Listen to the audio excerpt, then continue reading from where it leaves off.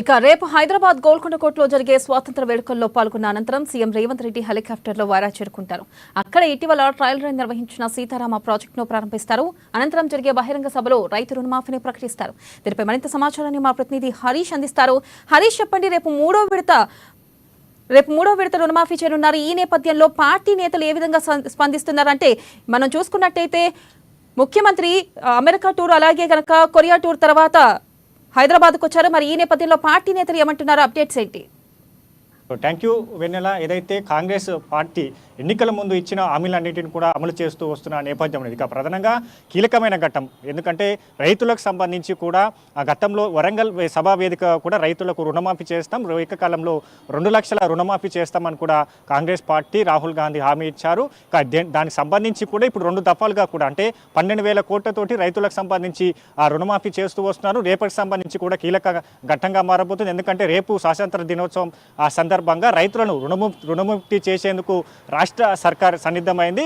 రేపు సీఎం రేవంత్ రెడ్డికి సంబంధించి కూడా వరంగల్ ఖమ్మం వైరాలోని రుణమాఫీకి సంబంధించి కూడా అక్కడి నుంచి 3వ విడతకు సంబంధించిన రుణమాఫీ చేయబోతున్నారు. ఇక రేపు స్వాతంత్ర దినోత్సవం భాగంగా గోల్కొండలోని ఫ్లాగ్ ఇచ్చిన తర్వాత ఆయన నేరుగా ఖమ్మం జిల్లాకు చేరుకుంటారు. ఖమ్మం జిల్లాలోని సీతారామ ప్రాజెక్టుకు సంబంధించి కూడా అక్కడ ప్రాజెక్టు కూడా ఓపెనింగ్ ఉంటుంది. తర్వాత రైతులకు సంబంధించి కూడా 3వ విడతకు సంబంధించిన రుణమాఫీ చేయబోతున్న నేపథ్యం కనిపిస్తుంది. ఇక ప్రధానంగా ఎందుకంటే గత ప్రభుత్వం సంబంధించి కూడా రుణమాఫీకి సంబంధించి గతంలో బ్యాంకులను సాకు చూపి రుణమాఫీ ఎగ్గొట్టే ప్రయత్నం చేసింది. ఇక దానికి సంబంధించి కూడా బ్యాంకులకు సంబంధించి ఆ వడ్డీలను కూడా చెల్లించలేదు. ఆ రుణమాఫీకి సంబంధించి కూడా పూర్తిగా జరగలేదని కూడా కాంగ్రెస్ పార్టీ ఆరోపణలు చేసింది. దాంట్లో భాగంగానే రైతులకు వ్యవసాయాన్ని దండుగానే ఆ వైపు నుంచి కూడా వ్యవసాయాన్ని పండుగ చేస్తామని కూడా ఎన్నికల ముందు హామీ ఇచ్చారు. రైతులకు సంబంధించి రుణమాఫీ కావచ్చు, ఒకవైపు పారిశ్రామిక సంబంధించిన రంగాన్ని అభివృద్ధి కావచ్చు, మరోవైపు ఉద్యోగాల కల్పన కావచ్చు, ఏదైతే ఆ నిరుద్యోగులకు సంబంధించి కూడా వాళ్ళు స్కిల్ డెవలప్మెంట్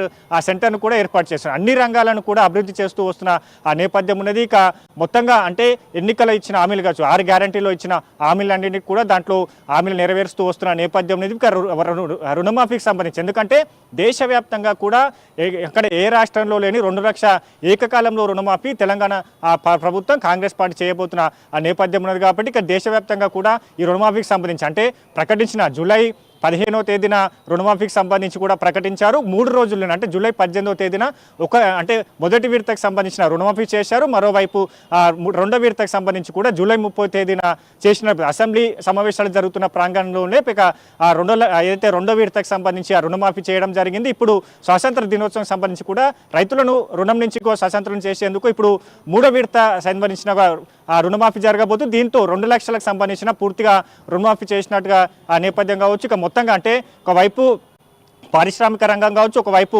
రైతులకు సంబంధించి రైతాంగం కావచ్చు, మిగతా వైపు ఉద్యోగాల కల్పన కావచ్చు. ఇక మొత్తంగా అన్ని రంగాలలో ఇప్పుడు కాంగ్రెస్ ప్రభుత్వం వెళ్తుంది కాబట్టి ఇక కాంగ్రెస్ నేతల నుంచి కావచ్చు, కాంగ్రెస్ శ్రేణుల నుంచి కావచ్చు అంటే మొత్తంగా గత ప్రభుత్వానికి భిన్నంగా మేము పనిచేస్తాం, ప్రజాపాలన అందిస్తున్నాం, ప్రజలకు సంబంధించి ఇచ్చిన హామీలన్నింటిని కూడా నెరవేరుస్తున్నాం. కాబట్టి 2 లక్షల రుణమాఫీకి సంబంధించి కూడా పూర్తిగా రేపు ప్రతి గ్రామాన్ని కూడా పెద్ద ఎత్తున ఘనంగా నిర్వహించేందుకు, సంబరాలు నిర్వహించేందుకు కూడా కాంగ్రెస్ శ్రేణులు సన్నిద్ధమవుతున్నారు. రేపు ఖమ్మం వేదిక కూడా సీఎం రేవంత్ రెడ్డి ఏకకాలంలో రేపు రుణమాఫీ చేయబోతున్న నేపథ్యం ఉంది. రేపటికి సంబంధించి కూడా అంటే ఇప్పటికే 2 దఫాలుగా కూడా ఏదైతే రుణమాఫీ చేసిన నేపథ్యం ఉన్నది.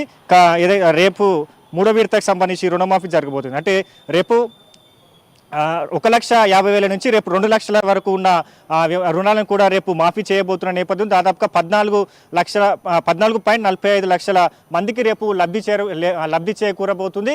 మొత్తంగా అంటే ఎన్నికల ముందు ఇచ్చిన హామీలు కావచ్చు, ఒకవైపు 6 గ్యారంటీలోని ఏదైతే మహిళలకు సంబంధించిన ఉచిత బస్సు ప్రయాణం కావచ్చు, 200 ఉచిత విద్యుత్కు సంబంధించిన యూనిట్స్ వరకు ఉచిత విద్యుత్ కావచ్చు, 10 లక్షల ఆరోగ్యశ్రీ అప్గ్రేడ్ కావచ్చు, ఇక వీటన్నిటిని అమలు పరుస్తూ వస్తుంది. ఇక 2 లక్షల రుణమాఫీ అనేది కూడా కీలకమైన అంశం కావచ్చు. రేపటితో 2 లక్షల రుణమాఫీ రైతుల ఖాతాలో జమ కానున్నాయి. Vennela. Right, thank you Harish.